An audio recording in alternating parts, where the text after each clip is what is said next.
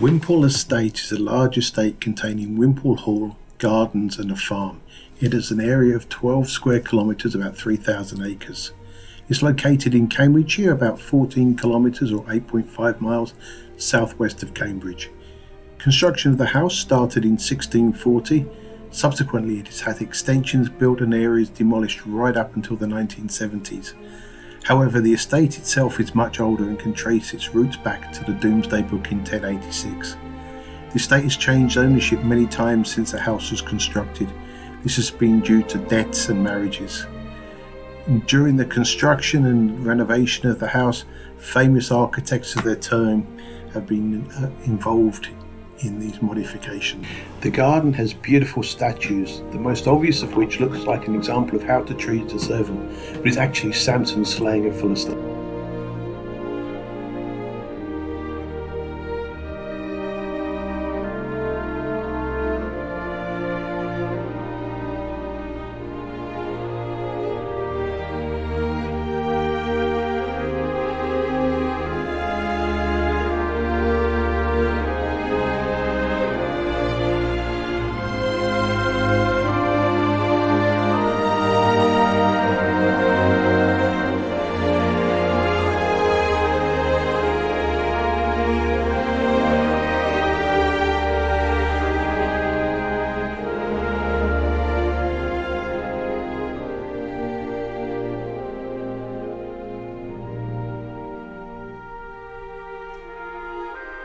The long gallery was used for entertaining guests.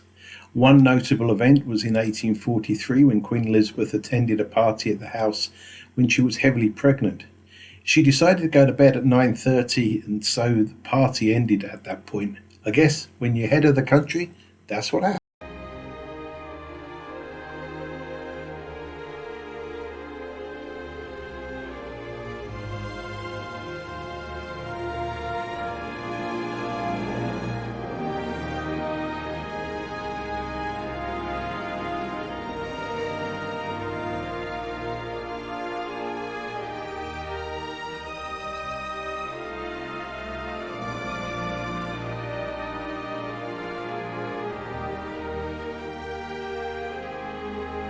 Edward Harley owned the estate from 1711 to his death in 1740.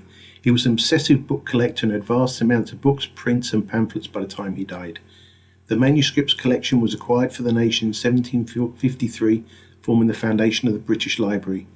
Many of the books in the library now are financial accounts and documents relating to running of the estate.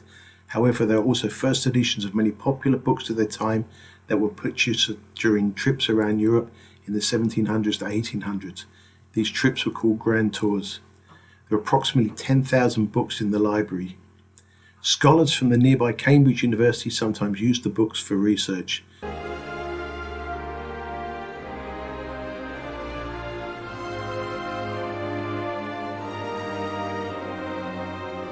The sunken bathhouse was built in the 1790s and was inspired by Roman bathhouses in Pompeii. It was intended for group bathing, although little is known of the pleasure-loving side of the owners of the time, which were the York family. Now let's descend into the basement, which is the servants' area. The first thing we see are a large number of bells which were the intercom of the day. If a bell rang, a servant would be sent to that room to service the occupants. During busy periods such as parties, one servant would be responsible for monitoring the bells. It would be important to send the right servant to the room.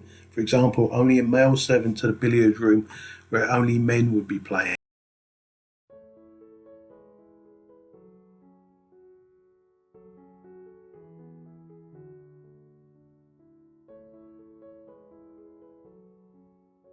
The housekeeper was the head of all houseworkers and she had responsibility for day-to-day finances.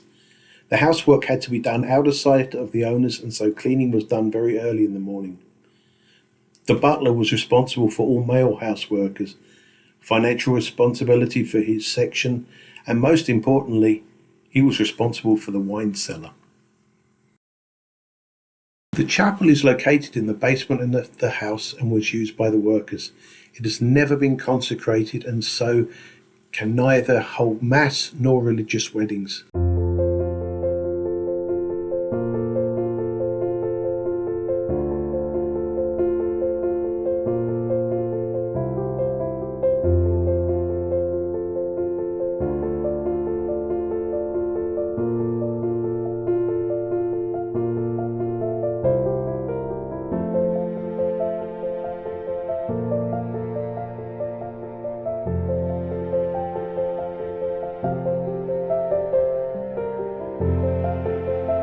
The wall garden covers 1.8 hectares, 4.5 acres.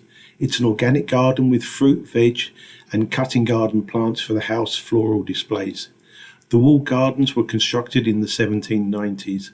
The walls were heated during spring frost to keep the early flowering peach blossom warm and to guarantee the harvest. This was leading-edge agricultural technology at the time.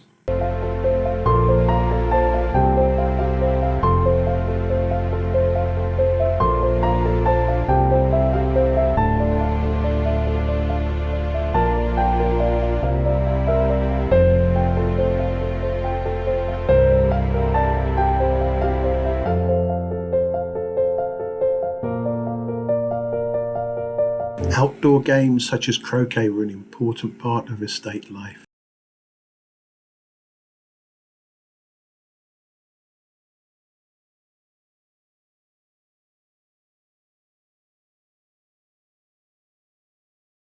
The farm is a working farm. It houses a wide range of animals, including rare breeds of pig and Shire horses.